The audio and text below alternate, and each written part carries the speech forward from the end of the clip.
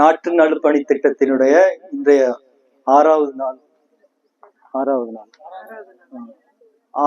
நிகழ்விற்கு என்னை உங்களுக்கெல்லாம் நல்ல செய்தியை சொல்வதற்காக அழைத்த நம்முடைய நாட்டு நலப்பணி திட்டத்தினுடைய அலுவலர் அவர்களுக்கும் நம்முடைய கல்லூரி முதல்வர் அவர்களுக்கும் மற்றும் அருகில் அமர்ந்திருக்கும் பேராசிரியர்கள் நம்முடைய பேராசிரியர்கள் அனைவருக்கும் என்னுடைய நன்றியை தெரிவித்துக் கொள்கிறேன்.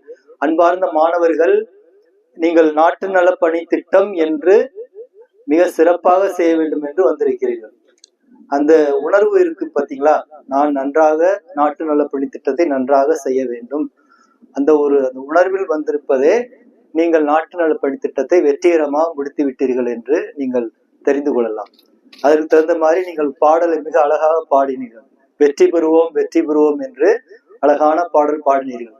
அந்த வெற்றி பெறுவோம் வெற்றி பெறுவோம் இந்த பாடல் பாடும் பொழுதே நம்முடைய வாழ்க்கையுடைய வெற்றி அமைந்திருக்கிறது. இன்றைய நாட்டு நலப்பணி திட்டத்துடைய ஒரு கருத்தாக அருமையான கருத்து அமைக்கப்பட்டுள்ளது.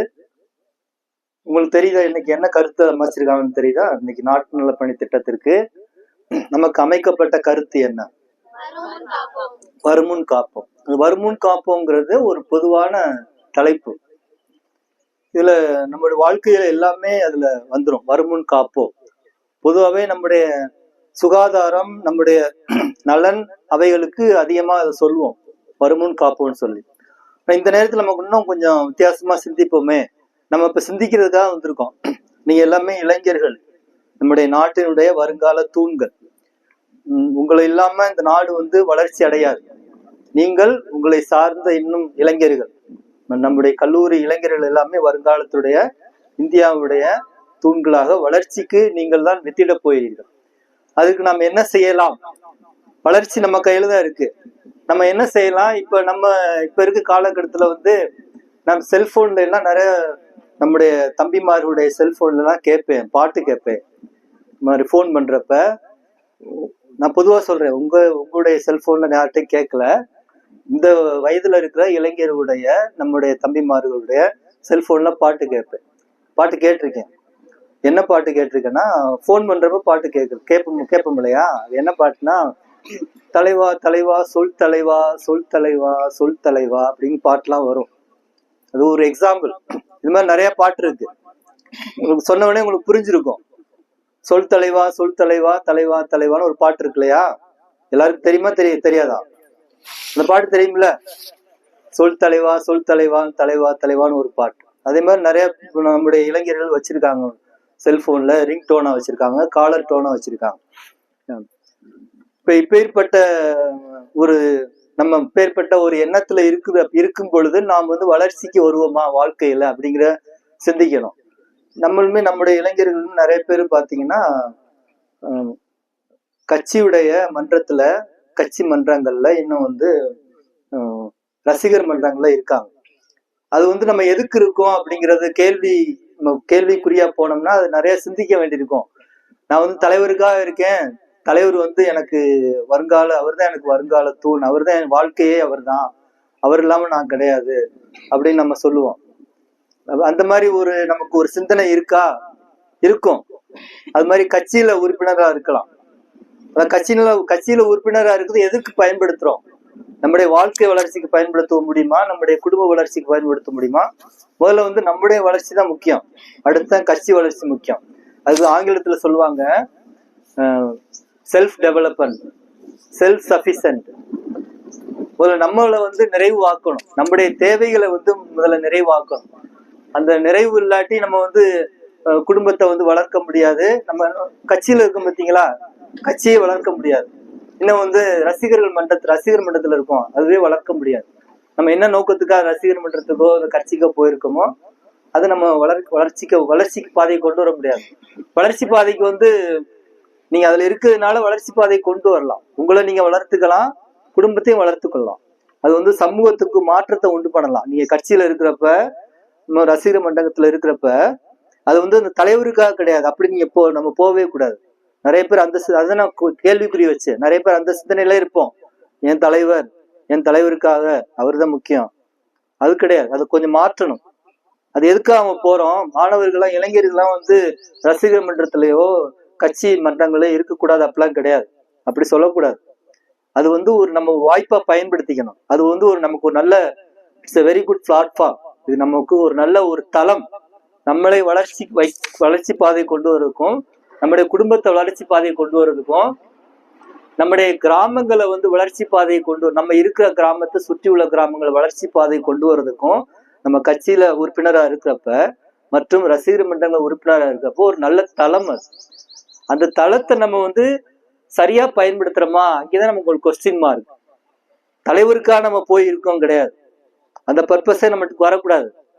நம்ம சமூக மாற்றத்துக்காக போயிருக்கோம். நம்முடைய மாற்றத்துக்காக, நம்முடைய வளர்ச்சிக்காக, நம்முடைய குடும்பங்களுடைய வளர்ச்சிக்காக போயிருக்கோம். நம்முடைய நண்பர்களுடைய வளர்ச்சிக்காக அந்த கட்சி மன்றத்துல போயிருக்கோம். அப்ப அதுக்கு என்ன பண்ணணும் அப்படிங்கிறத யோசிச்சு, அதுதான் வருமுன் காப்போம். வருமுன் காப்போம். உன்னை வந்து நீ கட்சி ரசிகர் மன்றத்துல இருக்கிறதுனாலே, நீ கட்சியில இருக்கிறதுனாலே, நீ காலம் ஃபுல்லா நீ தொண்டனாத்தான் இருக்கணும், நீ தலைவனுக்கு வந்து சீடனாத்தான் இருக்கணும், அது கிடையாது. அது வந்து வருமுன் காப்பும் கிடையாது. நம்ம திட்டம் வகுக்கணும். நம்ம வாழ்க்கையில நம்முடைய வளர்ச்சிக்கு, நம்முடைய குடும்பங்களுடைய வளர்ச்சிக்கு, நம்முடைய நண்பருடைய வளர்ச்சிக்கு, நம்முடைய கிராமங்களுடைய வளர்ச்சிக்கு திட்டம் வகுக்க வேண்டும். ஒரு சரியான திட்டத்தை நம்ம வகுக்கணும். அதான் வருமுன் காப்போம்.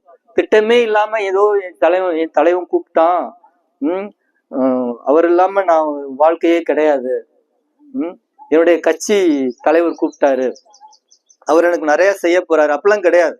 அவர் நிறைய செய்ய மாட்டார். அது மாதிரி ரசிகர் மன்ற தலைவர்கள் நிறைய உங்களுக்கு செய்ய மாட்டாங்க. அது யதார்த்தம். பொதுவாக அவர்களை வளர்ப்பதற்காக, கட்சியை வளர்ப்பதற்காக, அந்த ரசிகர் மன்றங்களை வளர்ப்பதற்காக நம்மை வந்து பயன்படுத்துவார்கள். அது பயன்படுத்தி கொள்ளட்டும், வேணான்னு சொல்ல. அதே நேரத்துல நாம் வருமுன் காக்க வேண்டும். அவர்களுக்கு உதவி செய்யலாம். ஏன்னா மன்றத்துல இருக்கும், உதவி செய்யலாம், ஓகே. அதிலே மூழ்கி விடக்கூடாது. நீர்மூழ்கி கப்பல்களாக இருக்கக்கூடாது.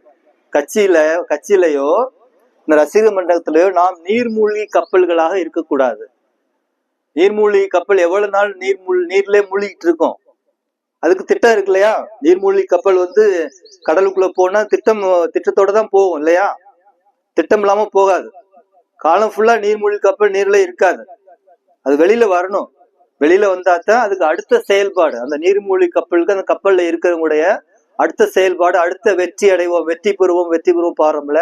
அடுத்த வெற்றி அப்பதான் அந்த நீர்மூழ்கி கப்பலுக்கும் நீர்மூழ்கி கப்பல் உள்ளவர்களுக்கும் அடுத்த வெற்றி கிடைக்கும். அந்த நீர்மூழ்கி கப்பல் எதுக்காக போகுதோ அந்த லட்சியம் அப்பதான் நிறைவேறும். அது உள்ளே இருந்தா, வருஷத்துல 325 நாளும் உள்ளே இருந்தா அந்த வெற்றி நிறைவேறாது, வெளியில வரணும். அப்படிதான் நம்ம நீர்மூழ்கி கப்பலாக நம்ம ரசிகர் மன்றங்கள்லயோ அவங்க சொல்ற மட்டும் கேட்டு செய்யறதுக்கு, நம்ம கட்சி மன்றங்கள்லயோ நீர்மூழ்கி கப்பலாக வருடம் முழுவதுமாக, காலம் முழுவதுமாக இருந்து நம்முடைய காலத்தை வந்து வீணாக்க கூடாது. வருமுன் அன்பான தம்பிமார்களே, தங்கைகளே, வருமுன் காக்க வேண்டும். நாம் எந்த மன்றத்துல இருந்தாலும் சரி, நம்ம கல்லூரியில இருக்கோம், கல்லூரியில இருந்தாலும் சரி. நான் ஏன் தொடக்கத்துல அந்த உதாரணத்துக்கு போனேன்னா, ஏன்னா அதுலதான் நம்முடைய இளைஞர்கள் அதிகமா அந்த நோக்கத்துல இருக்காங்க. அதுல வந்து நிறைய நெகட்டிவா அவங்க இருக்காங்க. அதுல வளர்ச்சிக்கு வந்து போகுமா, வளர்ச்சி ஆகுமா வராதாங்கிறது அதெல்லாம் அவங்களுக்கு தெரியல. அதெல்லாம் அவங்க அந்த எண்ணமே வராது. நம்மளுடைய வளர்ச்சி பத்தி எண்ணமே வராது. அதை வருமுன் காப்போம் இல்ல, திட்டம் இருக்காது. அந்த தலைவனுக்காக இருக்கேன் அவ்வளவுதான், அந்த கட்சிக்காக இருக்கேன் அவ்வளவுதான். நம்முடைய வாழ்க்கை தரம் எப்படி, நம்முடைய வாழ்க்கை தரத்தை எப்படி உயர்த்துறது, நம்முடைய குடும்பங்களை எப்படி உயர்த்துறது, நம்முடைய நண்பர்களை எப்படி உயர்த்துறது, நம்முடைய கிராமங்களை எப்படி உயர்த்துறது, அந்த திட்டம் வேணும். அந்த திட்டம் நம்ம எந்த மன்றத்திலேயோ எந்த சங்கத்திலேயோ அங்கமா இருந்தா அந்த திட்டம் நாம் வைக்க வேண்டும். அது முன்கூட்டிய திட்டம், ஃபியூச்சர் பிளான். அதான் வருமுன் காப்போம். அந்த வருமுன் காப்போம் அந்த திட்டம் நம்மளை பற்றி, நம்முடைய வளர்ச்சிக்கான திட்டம், நம்முடைய குடும்பத்துக்கான திட்டம் நம்ம இருக்கிற அந்த சங்கங்கள்ல, அந்த மன்றங்கள்ல இல்ல அப்படின்னா நம்ம இருக்கவே கூடாது. அப்படி இருந்தீங்கன்னா நீங்க நீர்மூழ்கி கப்பலாகவே இருந்து விடுவீர்கள். வெளியில வரணும். வெளியில வந்து நம்முடைய சமூக மாற்றத்துக்காக நம்ம செயல்படணும். நம்முடைய வாழ்க்கை வந்து ஒரு பயிற்சி தான். நம்ம வாழ்றோம் பார்த்தீங்களா, அதுல ஆங்கிலத்துல சொல்லுவாங்க life skill education, life skill education, life career. கேள்விப்பட்டீங்களா? Life skill education. Life skill எஜுகேஷனே தனி பாடமே இருக்கு. இப்போ கல்லூரிகள்லாம் பல்கலைக்கழகங்கள்லாம் லைஃப் ஸ்கில் எஜுகேஷன் தனித்துறையே இருக்கு. அதுல வந்து நம்முடைய வாழ்வாதாரத்துக்கு தகுந்த மாதிரியான அந்த கல்விகள்லாம் அதுல இருக்கும். நம்முடைய வாழ்க்கையை வந்து வளர்ச்சி பாதை கொண்டு வரக்கூடிய பயிற்சிக்கான அந்த அதற்குரிய அந்த கல்வி, அந்த சிலபஸ், ஆங்கிலத்துல வந்து சிலபஸ் வாங்கல, அந்த கல்வி திட்டம், அந்த கல்வி திட்டங்களும் அதுல இருக்கும். அந்த லைஃப் ஸ்கில் எஜுகேஷன்ல அந்த லைஃப் ஸ்கில் எஜுகேஷன் நம்ம வாழ்க்கையில முதல்ல நம்ம பயன்படுத்தணும். நம்ம பயிற்சி பண்றோம், நம்ம வாழ்க்கை, நம்ம காலேஜுக்கு வரோம் பார்த்தீங்களா, வீட்டுல இருக்கோம், காலேஜுக்கு வரோம், நிறைய இடங்களுக்கு போறோம், இன்னும் வந்து இந்த மாதிரி NSS முகாம்களுக்கு வர்றோம், நிறைய பயிற்சிகளுக்கு போறோம், பல்கலைக்கழகங்களுக்கு வந்து செமினாருக்கு போறோம், கான்ஃபரன்ஸ் போறோம், மற்ற கல்லூரிகளுக்கு நடக்கிற ட்ரைனிங் போறோம். நம்ம கல்லூரியில் நிறைய ட்ரைனிங் நடக்குது, நிறைய அவேர்னஸ் ப்ரோக்ராம் நடக்குது. இதெல்லாம் வந்து பங்கு கொள்றோம் பார்த்தீங்களா, இந்த இதெல்லாம் பங்கு கொள்றதுனால நம்ம அது ஒரு லைஃப் ஸ்கில் எஜுகேஷன் தான். அதை வந்து நம்ம முழுமையா நம்ம எதுல பங்கு பெறுகிறோமோ அதுல முழுமையா பங்கு கொள்ள வேண்டும். நம்ம எத்தனை பேரு நம்ம கல்லூரியில நடக்கிற நிகழ்வுகள்ல எத்தனை பேரு எல்லாருமே பங்கு கொள்கிறோம்? அது நமக்கு ஒரு நல்ல வாய்ப்பு, நம்முடைய திறமையை வளர்ப்பதற்கு ஒரு நல்ல வாய்ப்பு. இப்போ வந்து நம்ம தம்பி ஒருத்தர் வந்து அழகா சொன்னாரு, வெல்கம் அட்ரஸ் சொன்னாரு, வரவேற்புரை சொன்னார் அழகா. அவருடைய அதாவது அவர் வார்த்தையை வந்து சரியா வராட்டினாலும் அது தவறு கிடையாது. அது மாதிரி வார்த்தைகளை வந்து சரியா வர வைக்கிறதுக்கான பயிற்சிகளம் தான் இது. நம்ம போற கல்லூரி, நம்ம என்னென்ன பயிற்சிகள் மேற்கொள்றோமோ கல்லூரியில, பல்கலைக்கழகத்துல, அதெல்லாம் நம்முடைய செயல் திறன்களை, நம்முடைய பேச்சு திறனை வளர்ச்சி கொண்டு வர்றதுக்கு தான் நம்ம இவைகளாம் நடக்கிறது. அதுல வந்து தவறு நடக்கும்னு நம்ம பயப்படவே கூடாது. இப்ப தம்பி அழகா வந்து அவர் சரியா உச்சரிக்க முடியாட்டினாலும் அவர் அழகா வந்து சரியா அந்த வார்த்தையை வந்து எல்லாத்தையும் புரியுற மாதிரி சொல்லிட்டு போனார். அவருக்கு ஒரு நம்ம கிளாப் பண்ணுவோம். எனக்கு வார்த்தை வரலையா, அவரே சொல்லியிருக்கலாம். இப்ப என்ன சொல்லியிருக்கலாம், எனக்கு சரியா மேடத்துல சொல்லியிருக்கலாம், சரியா வார்த்தை வராது மேடம், நான் தடுமாறிடுவேன், எனக்கு வேணாம் மேடம், வேற ஸ்டூடெண்ட்டை கொடுன்னு சொல்லியிருக்கலாம். சொல்லலை இல்ல. அவர் வந்து முன்னாடி வந்து அவருடைய அந்த பேச்சு திறனை வளர்க்கறதுக்கு அவரு முயற்சி பண்றாரு. இந்த மாதிரி நம்ம பண்ற ஒவ்வொரு முயற்சி, இது ஒரு சின்ன எக்ஸாம்பிள் சொன்னேன். இதே மாதிரி எல்லா நிகழ்வுகளையும் நம்ம பண்ற ஒவ்வொரு முயற்சி, என்ன நிகழ்வா இருந்தாலும், எதுல நம்ம பங்கேற்றாலும், நம்ம பண்ற ஒவ்வொரு, இந்த தம்பி மாதிரி நம்ம பண்ற ஒவ்வொரு முயற்சியும் என்ன, வருமுன் காப்போம் தான். நம்முடைய வாழ்க்கையை வந்து வருமுன் காக்கணும். வருமுன் காக்குறத நாம் செய்கின்ற திட்டம். முன்கூட்டியே நம்ம வாழ்க்கைக்கான பயிற்சிகளை எடுத்து, என்ன இருந்தாலும் எல்லாத்தையும் சேர்ந்து இணைந்து பயிற்சிகள் எடுத்துக்கொண்டால்தான் நாம் இந்த வருமுன் காப்போம் என்பதை நாம் நிறைவு செய்யணும். அப்பதான் நம்முடைய வாழ்க்கை வந்து நல்ல வாழ்க்கை அமையும். பயிற்சி இல்லாம ஒண்ணு அப்படியே வந்து போட்ட என்ன சொல்லுவாங்க, அப்படியே மண் உருண்டை போட்ட மாதிரி அப்படியே தான் கிடக்கும். மண் உருண்டைய உருட்டி போட்டோம்னா அது அப்படியே தான் கிடக்கும், காஞ்சி கருவாடாகி திருப்பி மண்ணா போயிடும். அந்த உருட்டின மண் உருண்டைய ஏதாவது செய்யணும், ஏதாவது செஞ்சாதான் அது அந்த மண் உருண்டையானால் பயன் இருக்கும். உருட்டி போட்டா அப்படியே தான் இருக்கும். நம்ம அந்த உருட்டி போட்ட மண் உருண்டை மாதிரி நம்ம கல்லூரிக்கு வந்துட்டு போறோம், பல்கலைக்கழகத்துக்கு படிக்கிறோம், மாஸ்டர் டிகிரி வரை படிக்கிறோம், எம்ஃபில் படிக்கிறோம், டாக்டரேட் வரை படிக்கிறோம். படிச்சாலும் நான் உருட்டி போட்ட மண் உருண்டை மாதிரி பிறருக்கு பயன்படாம, எனக்கும் பயன்படாம அப்படியே தான் இருப்பேன் அப்படின்னா, என்னுடைய திறமையை வளர்க்காம இருக்கு அப்படின்னா, அது வருமுன் காப்பவும் கிடையாது. நம்ம வாழ்க்கைக்கு இப்பவே நம்ம திட்டம் வகுக்கணும். நம்ம படிக்கணும் அப்படின்னா, இந்த படிக்கிற சம்பந்தப்பட்ட தொழில் மட்டும்தான் நம்ம பண்ண போறோம் கிடையாது. அது நீங்க நினைச்சுக்கணும். நம்ம என்ன கல்வி கற்கிறோமோ, காமர்ஸ் படிக்கிறோம், பேங்கிங் படிக்கிறோம், பிசினஸ் மேனேஜ்மெண்ட் படிக்கிறோம், கம்ப்யூட்டர் சயின்ஸ் படிக்கிறோம், ஆங்கிலம் படிக்கிறோம், அந்த பாடத்துல மட்டும்தான் வந்து நம்ம வாழ்க்கையை வந்து வளர்ச்சியை கொண்டு வரணும் அப்படி கிடையாது. அந்த பாடத்துலதான் நம்ம மட்டும்தான் நம்ம வளர்ச்சி கொண்டு வருவோம் அப்படின்னா, அது வந்து வருமுன் காப்பும் கிடையாது. ஏன்னா சூழ்நிலைகள் மாறும், உலகத்துடைய சூழ்நிலைகள் மாறும், வாழ்க்கையுடைய சூழ்நிலைகள் மாறும். இப்ப மாறுறப்ப நம்ம கற்ற கல்விக்கு பயனில்லாம போயிடும். ஒரு காலகட்டத்துல கம்ப்யூட்டர் சயின்ஸ் அப்படின்னா எல்லாம் செம்பரி ஆடு மாதிரி கம்ப்யூட்டர் சயின்ஸ் தான். BE computer science, MCA, BSc, MCA அந்த மாதிரி தான். இல்லை, ஒரு காலகட்டத்துல எல்லா மாணவர்களும் செம்பரி ஆட்டு கூட்டம் மாதிரி அங்கேதான் போனாங்க கம்ப்யூட்டர் சயின்ஸ். காலம் மாறிடுச்சா, அது உங்களுக்கு நான் எக்ஸ்பிளைன் பண்ண தேவையில்லை. ஒரு காலகட்டத்துல வந்து நம்முடைய இளைஞர்கள் எல்லாம், இப்ப இருக்க 40-45 வயது வரை உள்ளவர்கள் எல்லாம் வந்து கம்ப்யூட்டர் சயின்ஸ் படிச்சவங்க எல்லாம் Singapore, Canada, America, Australia, England இந்த மாதிரி பெரிய பெரிய நாடுகளுக்கு போய் அவர்கள் சாஃப்ட்வேர் டெவலப்மெண்ட் இருக்கு இல்லையா, சாஃப்ட்வேர் டெவலப்மெண்ட் காரணமே நம்முடைய தமிழ் இளைஞர்கள் தான். இப்ப இதுவரை 45-50 வரை, இப்ப எங்க வயது வரை இருக்கிற அந்த இளைஞர்கள் அப்ப இருந்து படிச்சுட்டு போனவங்க தான் உலகம் ஒட்டுமொத்தமான அந்த சாஃப்ட்வேர் டெவலப்மெண்ட் காரணமாக இருந்த தமிழ் இளைஞர்கள். அவங்க சிங்கப்பூர், ஆஸ்திரேலியா, இங்கிலாந்து, அமெரிக்கான்னு போய் சாஃப்ட்வேர் டெவலப்மெண்ட் பண்ணாங்க. எல்லாமே அது ஒரு காலகட்டத்தில் இருந்துச்சு. ஆனா இப்போ அப்படி கிடையாது. இப்போ படிக்கிற இளைஞர்கள் எல்லாருமே கம்ப்யூட்டர் சயின்ஸ் படிச்சா தான் வளர்ச்சி, அப்படி கிடையாது. மாறுது, காலகட்டம் மாறுது. அந்த காலகட்டத்தில் அவங்க படிச்சாங்க, நல்லா எல்லாம் உலக அளவுல சாஃப்ட்வேர் டெவலப் பண்ணாங்க. நம்மளுடைய தமிழ் இளைஞர்களுக்கு நல்ல பேர் இருக்கு, எல்லாமே நல்லா இப்ப ஷைன் பண்றாங்க. அவங்க மூலமா இன்னும் நம்முடைய ஜெனரேஷன் அடுத்து வர இளைஞர்கள் வளர்ச்சிக்கு போயிருக்காங்க. அப்ப இப்போ அப்படி கிடையாது. இப்போ கம்ப்யூட்டர் சயின்ஸ் அப்ப இருக்க ஸ்டேஜ் மாதிரி இப்ப கிடையாது இல்லையா? அப்ப மாறுது, உலகத்துடைய சூழ்நிலை மாறுது. அப்ப ஒரு பாடத்தை மட்டும் வச்சுமே நம்ம நம்ம வாழ்க்கையில ஜெயிக்க முடியுமா அப்படின்னு நம்ம கொஸ்டின் மார்க்கா வைக்கணும். அப்ப அடுத்து அதுக்கான திட்டம் வகுக்கணும். நம்ம வாழ்க்கையில சூழ்நிலைகள் மாறும், இன்னும் நம்ம அடிஷனலா நம்ம படிக்கணும், திறமைகளை வளர்த்து கொள்ளணும். அதுக்கான திட்டங்களை வைக்கிறது தான் வருமுன் காப்போம். எதுவுமே இல்லாம நான் முன்னாடி சொன்ன மாதிரி நான் இதை மட்டும் படிச்சுட்டு அப்படின்னா உருட்டி போட்ட களிமண் மாதிரி அப்படியே தான் இருப்பேன்னா, காலங்கள் மாறுறப்ப நம்மளுடைய வாழ்க்கையை ஜெயிக்க முடியாது. வெற்றி உருவம் பாரு, வெற்றி பெற முடியாது. நம்ம வாழ்க்கையை ஜெயிக்கணும் அப்படின்னா நம்ம சூழ்நிலைக்கு தகுந்த மாதிரி நாம் இணைந்து செல்லணும், நம்ம இயந்து செல்லணும். அதற்கான திறன்களை, அதற்கான அறிவை வளர்த்து கொள்ள வேண்டும். அதற்கான நல்ல ஒரு பயிற்சி நமக்கு இங்கு கிடைக்கிறது. நம்முடைய கல்லூரிகள, பல்கலைக்கழகத்துல எல்லாத்துலயும் பங்கேற்று எல்லாத்துலயும் நம்ம பயிற்சி எடுத்து மாறுகின்ற சூழ்நிலை தகுந்த மாதிரி நம்மை மாற்றிக்கொண்டு களிமண் எப்படி நம்ம மாத்தி நம்ம செய்யலாமோ, மாத்தி செஞ்சு அதுக்கு பயன்பாடுகளை மாற்றலாமோ, உருட்டி போட்ட மண் உருண்ட மாதிரி இல்லாம களிமண்ணும் மாற்றி செஞ்சு மாற்று பயன்பாடுகள் நிறைய செஞ்சுக்கிட்டே இருக்கலாம்.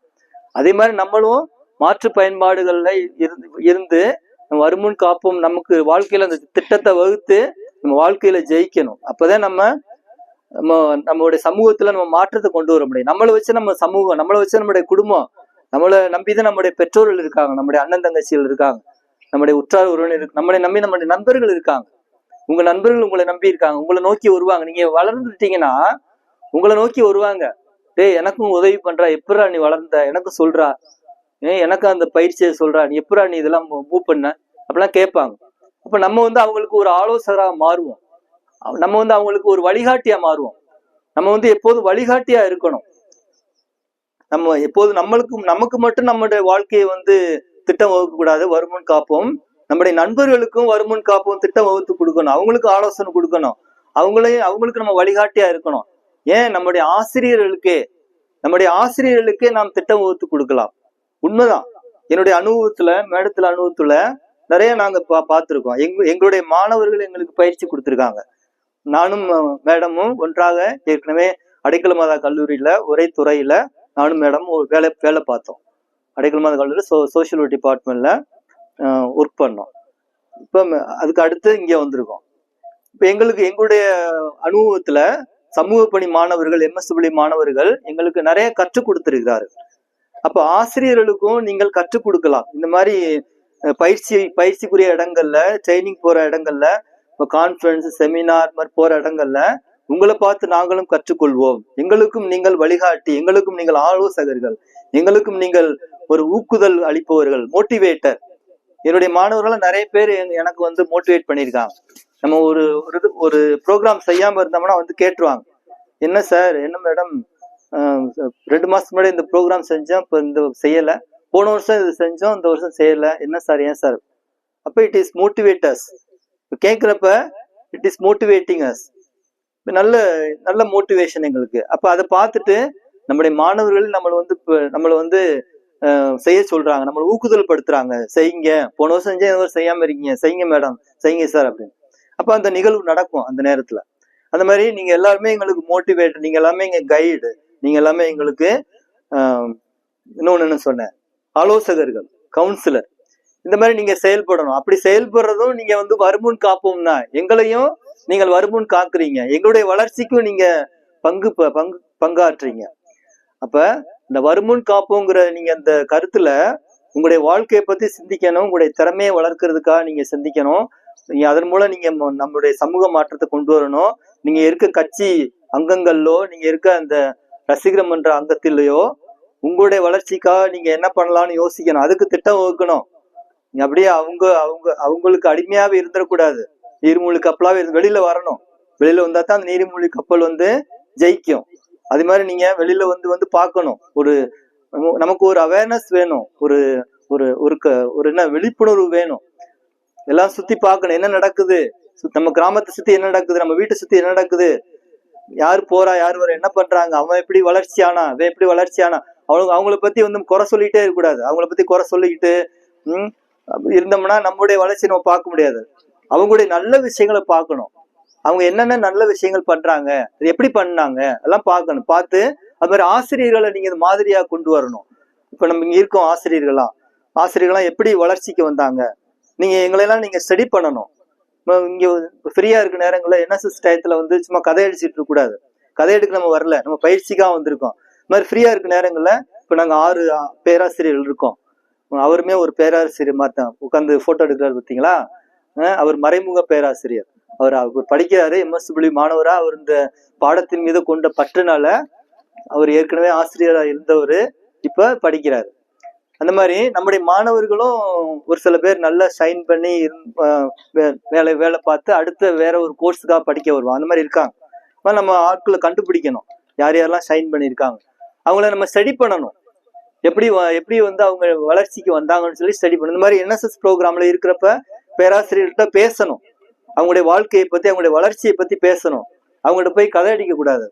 மற்ற மாணவரோட கதை அடிச்சு கூடாது. யார் யார் வளர்ச்சியில இருக்காங்களோ அவங்கள்ட்ட போய் ஆலோசனை பண்ணணும். இப்ப நம்ம மாணவர்களுக்குள்ளே சில பேர் வளர்ச்சியில இருப்பாங்க, அவங்கள்ட்ட போய் நம்ம ஆலோசனை பண்ணணும்.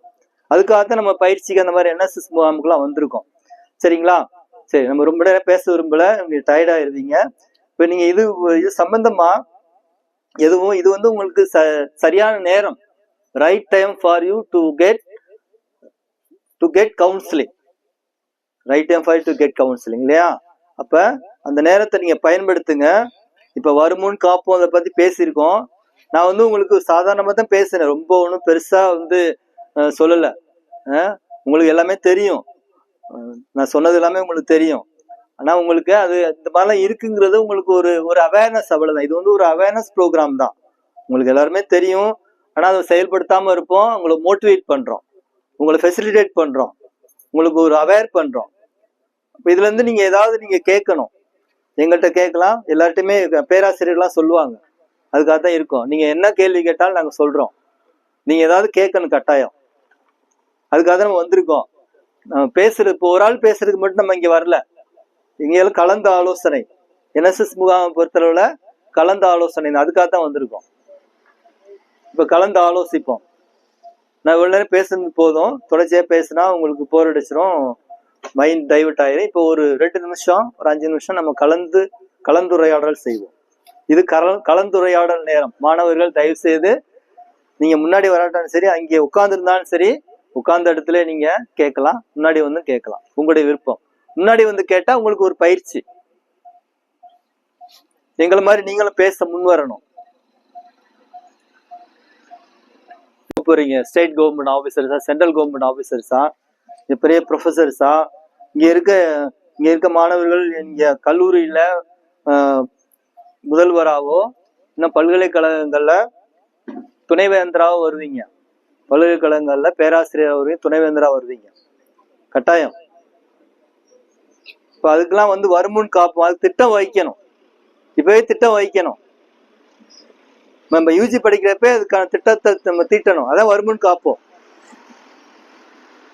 நம்ம அடுத்து பிஜி என்ன படிக்க போறோம், அடுத்து நம்ம டாக்டரேட் பண்ண போறோமா, எதுக்கு டாக்டரேட் பண்றோம், நம்ம படிக்கிறோம். நம்ம வீட்டுல வந்து விவசாய நிலம்லாம் இருக்கு, அப்ப விவசாய நிலத்தை என்ன பண்றது, அதான் வருமுன் காப்போம். அதான் திட்டம் தீட்டணும். படிக்கிறோம், பிஜி படிக்கிறோம், எம்ஃபில் படிக்கிறோம், டாக்டரேட் படிக்கிறோம், பெரிய பெரிய வேலைக்கு போறோம். ஆனா விவசாய நிலங்கள்லாம் இருக்கே, அதை யார் பாக்குறது? விவசாய நிலங்களை யார் பாக்குறது? எல்லாருமே இப்படி போயிட்டா, எல்லாருமே படிச்சு எல்லாருமே வேலைக்கு போயிட்டா விவசாய நிலங்களை யார் பாக்குறது? நம்முடைய வாழ்வாதாரமே என்னது? நம்முடைய வாழ்வாதாரமே வெரி குட், கிளாப் பண்ணுங்கப்பா. பொண்ணுங்க நல்லா சொன்னிச்சிங்க. பசங்களாம் சரியா கவனிக்கலையா இல்ல தெரியலையான்னு தெரியல. வேடிக்கை, பின்னாடி உள்ள பசங்களாம் வேடிக்கை பார்க்க போயிட்டாங்க, அவங்க வேற ஏதோ சிந்தனைக்கு போயிட்டாங்க. வாங்க, இங்க வாங்க, நம்ம என்எஸ்எஸ் ப்ரோக்ராம்ல இருக்கோம்.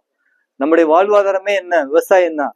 நம்ம எல்லாம் படிச்சு இந்த மாதிரி வருமுன் சார் வருமுன் காப்போம்னு சொல்லிட்டாரு, நல்ல பெரிய பெரிய திட்டங்கள் திட்டு நம்ம பெரிய பெரிய ஆபீசர்ஸா போயிடுவோம், பேராசிரியரா போயிடும், முதல்வரா போயிடுவோம்.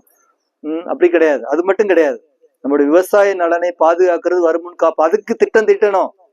படிக்கிறது மட்டும் பத்தாது. பெரிய பெரிய ஆபீசர்ஸா பெரிய விசியா பிரின்சிபலா போனா மட்டும் பத்தாது. நான் வந்து ஒரு கல்லூரியில பேராசிரியர் இருக்கேன், மேடம் வந்து பேராசிரியர் இருக்காங்கன்னா அது மட்டும் பத்தாது. இப்ப நான் விவசாய நிலம் இல்ல, நான் உங்களுக்கு சொல்றேன், நான் ஷேர் பண்றேன். எங்க தாத்தா பெரிய லேண்ட்லார்டு, ஒரு 30-35 ஏக்கர் வச்சு விவசாயம் பண்ணாங்க. பரமக்குடி பக்கம், எங்க ஊர் காரைக்குடி, பரமக்குடி பக்கம் எங்க தாத்தா. எங்க அப்பா அம்மா எல்லாம் வந்து வேலைக்காக காரைக்குடி வந்துட்டாங்க. எங்க அப்பா, சித்தப்பா, பெரியப்பா எல்லாமே படிச்சு டீச்சர்ஸ். எல்லாமே எங்க அப்பா அம்மா, சித்தப்பா, சித்தி, பெரியப்பா, பெரியம்மா எல்லாமே டீச்சர்ஸ். 6 பேருமே, சித்தி, சித்தப்பா, பெரியப்பா, பெரியம்மா, அப்பா அம்மா 6 பேருமே டீச்சர்ஸ். என்ன பண்ணிட்டாங்க, எங்க தாத்தா அவங்களுடைய அப்பா பெரிய 30-35 ஏக்கர் வச்சு, அந்த ஊர் பேரே ஆக்கவயல், அந்த வில்லேஜுக்கு பேரு ஆக்கவயல். ஆக்கவயல்னா உங்களுக்கு புரியும், நல்ல வயல், அதான் ஆக்கவயல். நல்லா அருமையா விளையும், அருமையா விளையும். எல்லாத்தையும் விட்டுட்டு படிச்சதுனால ஆசிரியர்கள் ஆனாலும் இங்க வந்துட்டாங்க, காரைக்குடி சைடு வந்துட்டாங்க வேலைக்கா. அப்படியே கிடந்துச்சு நிலம்லாம். எங்க தாத்தா இறந்துட்டாரு, தாத்தாவுடைய கலர் கூட அங்க இருக்கு, அப்படியே இருக்கு. நிலம்லாம் அப்படியே கிடந்துச்சு. என்ன பண்ணிட்டாங்க, திட்டம் இல்ல, வருமுன் காப்பும் திட்டம் இல்ல. எங்க பேரண்ட்ஸ்டையோ எங்க பெரியப்பா சித்தப்பாட்ட எங்க சித்தி சித்தப்பாட்ட திட்டம் இல்ல. விவசாயத்தை பத்தி வரும் காப்பு திட்டம் இல்ல. எல்லாம் அப்படியே கிடந்துச்சு, வீணா கிடந்துச்சு. கடைசி என்ன பண்ணிட்டாங்க, எங்க பெரியப்பாவுடைய ஆலோசனையினால எல்லாத்தையும் வித்து பிரிச்சு தின்னு விட்டாங்க. எந்த பிரயோஜனம் கிடையாது, வருமுன் காப்பும் கிடையாது. ஆனா தாத்தாவுடைய ரத்தம் எனக்கு விவசாயம் பண்ணுன்னு சொல்லிட்டு இருக்கு. இப்போ உப்புக்கு 30-35 ஏக்கர் இருந்த இடத்துல உப்புக்கு 1 ஏக்கர் கிடையாது. 1 சென்ட் வாங்கன்னா 1 லட்சம். இப்ப தாத்தாவுடைய ரத்தம் விவசாயம் பண்ணு சொல்லிட்டே இருக்கு. வருமுன் காப்பும் திட்டம் எங்க பேரண்ட்ஸுக்கு இருந்துச்சுன்னா நான் அழகா விவசாயம் பண்ணிருப்பேன். அப்ப வருமுன் காப்பும் திட்டம் உங்களுக்கு வேணும். நீங்க அந்த திட்டம் வச்சிருந்தா தான் எல்லாருமே அப்படி போயிட்டா, நிலத்தை விட்டு போயிட்டோம்னா யாரு எப்படி சாப்பிட முடியும்? எதை சாப்பிடுறது? மண்ணை சாப்பிடணும், மண்ணை சாப்பிட முடியாது. எல்லாருமே விவசாயம் பண்ணணும். வேலைக்கு போனாலும் படிச்சு பெரிய ஆபீசர்ஸா வந்தாலும் விவசாயத்தை விட்டு விடக்கூடாது. வருமுன் காப்போம் நமக்கு முதுகெலும்பு விவசாயம், நம்முடைய முதுகெலும்பு, நமக்கு உணவு அளிப்பது. அப்ப அதுக்கு திட்டம் திட்டணும். எங்க அப்பா அம்மாலாம் அது திட்டம் திட்ட வருமுன் காப்போம் திட்டம் திட்டனால நாங்க வந்து விவசாயம் பண்ண முடியாம இருக்கோம். அப்ப நான் வந்து 1 ஏக்கர் என்னால எங்கேயாவது கிடைக்குமான்னு பிச்சை ஒவ்வொருத்தரையா கேட்டுட்டு இருக்கேன், பிச்சை எடுத்துக்கிட்டு இருக்கேன். ஏதாவது சீப் அண்ட் பெஸ்டா ஏதாவது சொல்லுங்க, நான் விவசாயம் பண்ண ஆசையா இருக்குன்னு சொல்லு.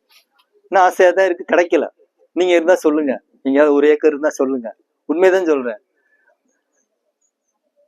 அந்த மாதிரி விவசாயத்துல முன்கூட்டியே திட்டம் வைக்கணும். அன்பான தம்பிமார்கள், தங்கைமார்களை விட்டு விடாதீர்கள், விவசாயத்தை விட்டு விடாதீர்கள். நம்ம தாத்தா பாட்டிகளாம் கஷ்டப்பட்டு உழைத்த ரத்தம் சிந்தின நிலம், ரத்தம் சிந்திய நிலத்தை கைவிட்டு விடக்கூடாது. நாம் வருமுன் காப்போம் திட்டம் வைத்து விவசாயத்தை செழிக்க வைத்து நாம் இந்திய நாட்டின் வளர்ச்சிக்கான குடிமக்களா இருக்கணும். நம்முடைய உழவர்கள் தான் வளர்ச்சிக்கான குடிமக்கள். இந்திய நாட்டின் வளர்ச்சியே உழவர்கள் தான். அதான் வந்து விவசாயம் நாட்டின் முதுகெலும்பு. அதை விட்டு விடக்கூடாது.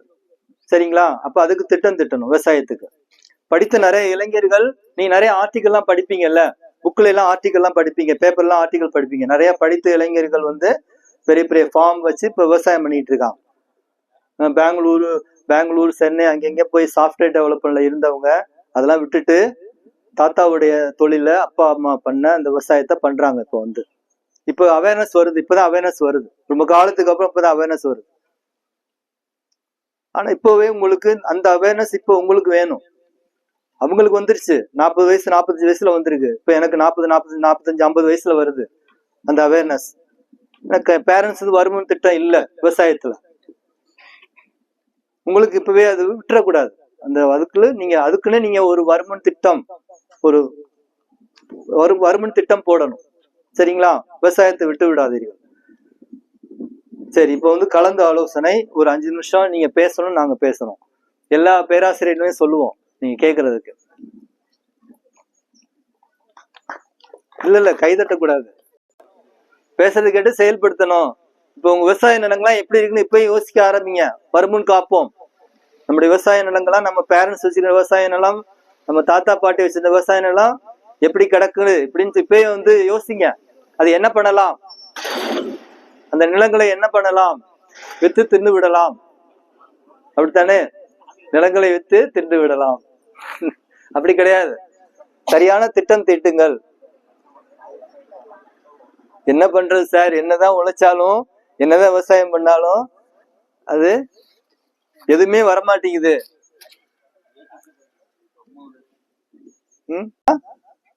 தமிழ்ல என்ன சொல்லுங்க? நீங்க எல்லாமே படித்த இளைஞர்கள் தான். ரீஹாபிலிட்டேஷன்னா தமிழ்ல என்ன? வெள்ள நிவாரணம் அதெல்லாம் வரும், அதுலயே வரும். ரீஹாபிலிட்டேஷன் மறுவாழ்வு. ரீஹாபிலிட்டேஷன்னா மறுவாழ்வு. ரீசெட்டில்மெண்ட் இப்ப மேடம் அழகா சொன்னாங்க. மேடம் சொல்லுங்க. மறுசீரமைப்பு. ரீசெட்டில்மெண்ட் மறுசீரமைப்பு. மறுவாழ்வு வர்றதுக்கு அடிப்படையே மறுசீரமைப்பு தான். நமக்கு மறுவாழ்வு, விவசாயத்துல மறுவாழ்வு வரணும்னா விவசாய நிலங்களை மறுசீரமைக்கணும், அதை ரீகன்ஸ்ட்ரக்ட் பண்ணணும். அப்ப அந்த மறுசீரமைக்கிற திட்டங்களை நீங்க இளைஞர்கள் உங்களால முடியும். உங்களால முடியாது எதுவுமே கிடையாது. விவேகானந்தர் சொன்னாரு, 100 இளைஞர்கள் மட்டும் என் கையில கொடுங்க, இந்த இந்தியாவை மாற்றி காட்டுவேன்னு. 100 இளைஞர்கள் போதுனார் விவேகானந்தர். சுவாமி விவேகானந்தர், சாரி விவேகானந்தர் மட்டும் சொல்லிட்டேன், மன்னிக்கணும். சுவாமி விவேகானந்தர் 100 இளைஞர்கள் மட்டும் என் கையில கொடுங்க, இப்ப இருக்கிறவங்க உங்களால முடியும். சுவாமி விவேகானந்தர் சொன்ன மாதிரி உங்களால முடியும் இந்த இந்தியாவை மாற்றுறதுக்கு. அப்படி இருக்கிறப்ப ஏன் நம்முடைய நிலத்தை மட்டும் நம்ம மாற்ற முடியாதா? ரீகன்ஸ்ட்ரக்ட் பண்ண முடியாதா? மறுசீரமைக்க முடியாதா? முடியும் உங்களால. அதுக்குதான் திட்டம் தீட்ட வேணும். திட்டம் இல்லாம இதையும் செய்ய முடியாது. முதல்ல அதுக்கான சிந்தனை வேணும், முதல்ல அதுக்கான ஒரு தெளிவு வேணும், அவேர்னஸ் வேணும், ஒரு விழிப்புணர்வு வேணும். அதுதான் நான் இப்ப உங்கள்கிட்ட சொல்லிட்டு இருக்கேன். விழிப்படையுங்கள், அதுக்கான திட்டம் தீட்டுங்கள், அதுக்கு சிந்தனையை உண்டு பண்ணுங்க. அப்பதான் செயலாக்கத்துக்கு வர முடியும். தயவு செய்து உங்களுடைய நிலங்களை உண்டுமில்லாமல் போட்டு விடாது. இந்த 100 இளைஞர்கள் சொன்னாவே போதும். கட்டாயம் நம்முடைய தமிழ்நாடு, நம்முடைய இந்தியாவே கட்டாயம் மாறும். இது போய் சேரணும். இது இந்த செய்தி உங்களுடைய நண்பர்களுக்கு போய் சேரணும். எப்படி சேரும்? நீங்க செய்யறத பார்த்துட்டு அவங்க செய்வாங்க. நீங்க போய் சொல்ல தேவையில்லை. நீங்க எப்படி உங்களுடைய விவசாய நிலங்களை ரீகன்ஸ்ட்ரக்ட் பண்றீங்களோ, அது நீங்க செய்யறத பார்த்துட்டு அந்த ஆர்வத்துல அவங்களும் வருவாங்க. உங்க பக்கத்து வீட்டுல உள்ள இளைஞர்கள், உங்க பக்கத்து கிராமத்துல இருக்க இளைஞர்கள், உங்களுக்கு தெரிஞ்ச நண்பர்கள் தூரத்து ஊர்ல இருப்பாங்க. அவங்களாம் அதை பார்த்துட்டு அவங்க செய்ய ஆரம்பிப்பாங்க. இப்படிதான் இதுவும் நம்முடைய மிக சிறந்த பணி. இது மிகப்பெரிய நன்மை. இது அதான் நன்மைத்தனம்னு சொல்லுவாங்க. மிகப்பெரிய நன்மைத்தனம், குட் டீடு. ஆங்கிலத்துல குட் டீடு. நம்ம நிறைய நன்மைத்தனங்கள் செய்வதா இருக்கணும் வாழ்க்கையில. நன்மைகள் செய்ய செய்ய நம்ம வாழ்க்கையில கடவுளுடைய ஆசீர்வாதம் அதிகமா கிடைச்சுக்கிட்டே இருக்கும். கடவுள் பயம், இந்த தெய்வ பயம் இருக்கிறவங்களுக்கு அது தெரியும். கடவுள் ஒரே கடவுள், கடவுளும் ஒரே கடவுள், ஒரே தெய்வம் தான். அந்த ஒரே தெய்வம், அந்த ஒரே கடவுள் நம்ம இந்த நன்மைத்தனங்கள் செய்ய செய்ய நம்முடைய குடும்பத்தையும் நம்முடைய உறவினர்கள் நண்பர்களை ஆசீர்வதிச்சுக்கிட்டே இருப்பாரு. அந்த ஆசீர்வாதம் எல்லாருக்கும் போய் சேரும். நம்முடைய மற்ற நண்பர்களுக்கும் மற்ற குடும்பங்களுக்கும் போய் நம்மளை பார்த்து அவங்க வருவாங்க. நம்ம செய்யற நன்மைகளை இப்ப நீங்க ரீகன்ஸ்ட்ரக்ட் பண்றீங்கல்ல, விவசாய நிலங்களை ரீகன்ஸ்ட்ரக்ட் பண்றீங்களா, மறுசீரமைப்பு பண்ணி விவசாயத்தை நீங்க ஊக்குவித்து விவசாயத்தை வளர்க்குறீங்கல்ல, விவசாயம் செய்யறீங்க இல்லையா, அதை பார்த்துட்டு அவங்களும் செய்வாங்க. அப்போ நீங்களே போதும். 100 இளைஞர்களை கொடுங்கள், இந்த இந்தியாவை மாற்றி அமைப்பேன் சுவாமி விவேகானந்தர் சொன்ன மாதிரி நீங்களே போதும். நம்முடைய விவசாய நிலங்களை, நம்முடைய இந்தியாவில் தமிழ்நாட்டில் இருக்க விவசாய நிலங்களை மாற்றி அமைக்கிறதுக்கு, ரீகன்ஸ்ட்ரக்ட் பண்றதுக்கு நீங்களே போதும். அருமையான வேர்டு இப்ப கொடுத்தாரு. எனக்கு மோட்டிவேட் பண்ணாரு, எனக்கு கைட் பண்ணாரு. அவர் பேர் பாபு, மிஸ்டர் பாபு. இப்ப பாபு சார் இப்ப எனக்கு கைட் பண்ணாரு. ஆமா, இப்ப சொன்னேன்ல, நீங்களே கைட் பண்ணலாம். இப்ப ரீஹாபிலிட்டேஷன், ரீகன்ஸ்ட்ரக்ஷன்ங்கிற வேர்டை கொடுத்து உங்களுக்கு சொல்லி எனக்கு கைட் பண்ணாரு. புரியுதுங்களா? அதே அனுபவம். நம்ம செய்ய நன்மைகளை சொல்லிக்கிட்டே இருக்கணும், செஞ்சுக்கிட்டே இருக்கணும். நான் சொன்ன இப்ப இப்படி விட்டுறக்கூடாது. இதை பத்தி நீங்க சிந்திக்கணும், நீங்க செய்ய ஆரம்பிக்கணும். அப்பதான் இதுக்கான பயன்பாடு. இல்லாட்டி இது பயன்பாடு கிடையாது. கைதட்டிட்டு போயிடக்கூடாதுன்னு சொன்னேன். நீங்க கைதட்டுனா எனக்கு ஒரு கைடன்ஸ் தான். கைதட்டமா இருந்தா இதை சொல்லியிருக்க மாட்டேன். நீங்க கைதட்டினாலும் நான் சொன்னேன். நீங்க உங்களுக்கு கைதட்டுனது நன்றி. கைதட்டி உட்காந்துடாதீங்க சார், அடுத்து ஏதோ இருக்குன்னு ஒரு குழு கொடுத்தீங்க. அந்த மாதிரி அவரும் ஒரு வார்த்தை சொன்னாரு. ஸோ பாபு சாருக்கு நன்றி சொல்லுங்க, கிளாப் பண்ணுங்க. இந்த ரீஹாபிலிட்டேஷன், ரீகன்ஸ்ட்ரக்ஷன் வார்த்தையை சொல்லி ஒரு செய்தியை நமக்கு சொல்றதுக்கு ஒரு மோட்டிவேட் பண்ணாரு. Very good. நீங்க ஏதாவது கேட்கணும், கட்டாயம் ஏதாவது கேட்கணும். எதுவும் கேட்கணும் கேட்டுடும். யாரும்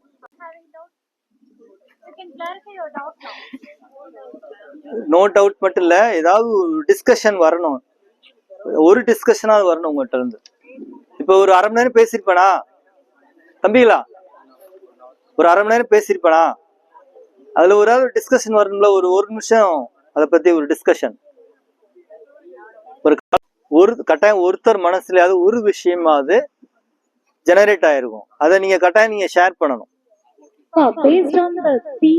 Based on the speech, you can clarify your doubt.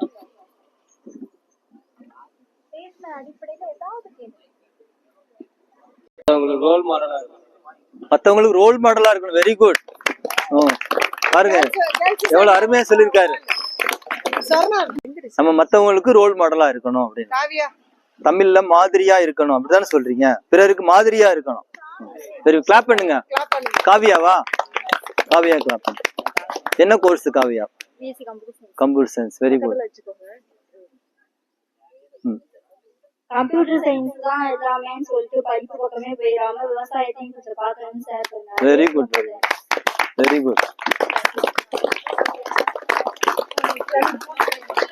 வாங்க. வேற பாய்ஸ் லாஸ்ட் நீனா ஓடியாப்பா. ஓடியா ஓடியா ஓடியா ஓடியா ஓடியா ஓடியா. தைரியமா சொல்லு.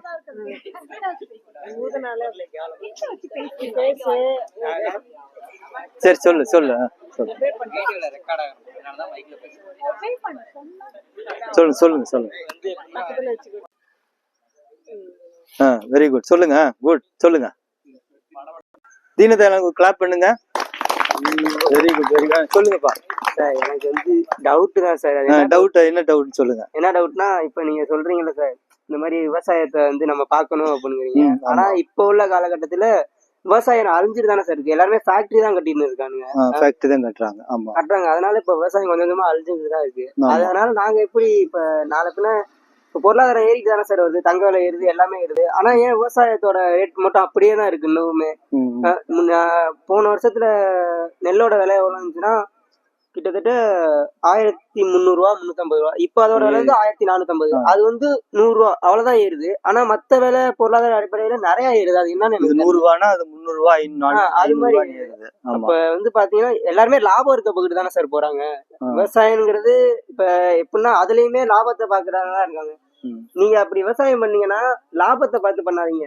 உங்களோட தேவை எவ்வளோ அவ்வளோ அந்த அளவுக்கு நீங்க வந்து ஏற்றுமதி இறக்குமதி பண்ணிக்கிட்டு மிச்சம் இருந்தா மட்டும் அதை நீங்க லாபத்துக்காக நீங்க பண்ணிக்கலாம். அதான் நான் சொல்ல வரேன்.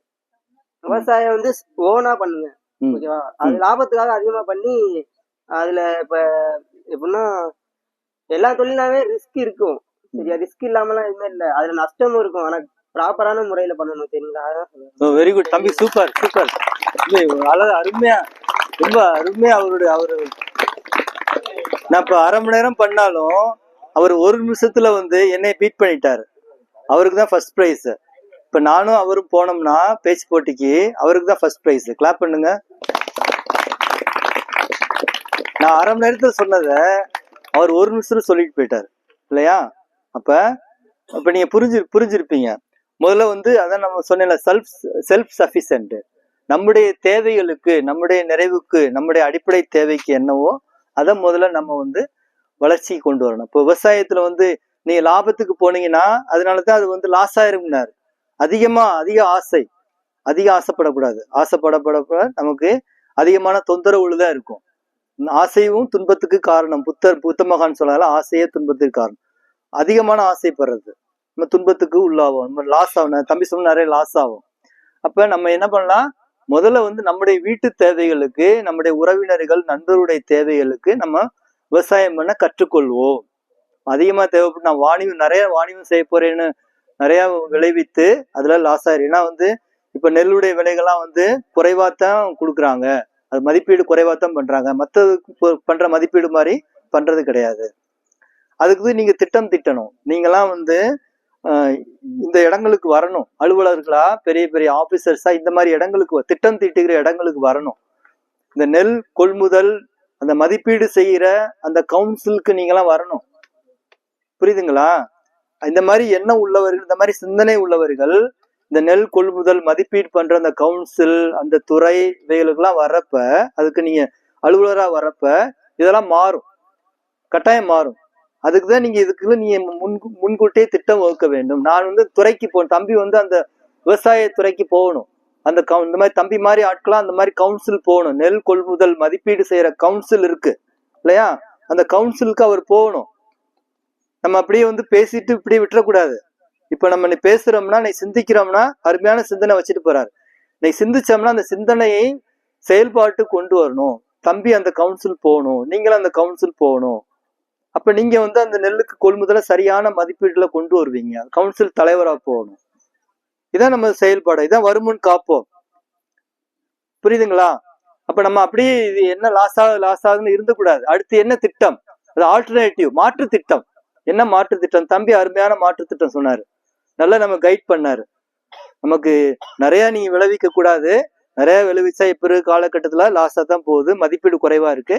முதல்ல நம்ம தேவைக்கு விளைவித்துக் கொள்வோம், நம்ம உறவினர்கள் தேவைக்கு விளைவித்துக் கொள்வோம், நண்பர்கள் தேவைக்கு விளைவித்துக் கொள்வோம். அதுவே போதும் நமக்கு. அப்ப அது இருந்தாவே நம்ம வளர்ச்சிக்கு வந்துடலாம் இல்லையா? உணவு தான் முக்கியம். அவங்க அந்த திட்டத்துல இருந்தாங்கன்னா நம்மளுடைய வளர்ச்சி பாதைக்கு நம்ம வரலாம். அப்ப நீங்க எல்லாம் பெரிய ஆள கொஞ்சம் பெரிய ஆள் ஆனதுக்கு அப்புறம் அந்த ஆபீசர்ஸா போவீங்க, அந்த துறைக்கு போவீங்க, அதுக்கான மாற்றங்களை கொண்டு வருவீங்க. நீங்க எல்லாம் மாற்றத்தை கொண்டு வர ஆட்கள். அதான் சுவாமி விவேகானந்தர் சொல்றாரு, 100 இளைஞர்கள் என்கிட்ட கொடுங்க, இந்த இந்தியாவை மாற்றி காட்டுவேன்.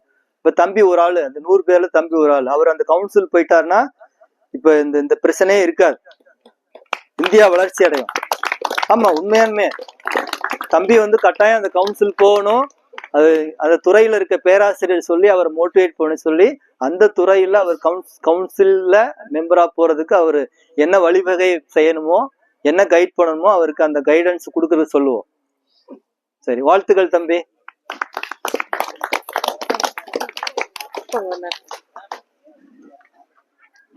நன்றி.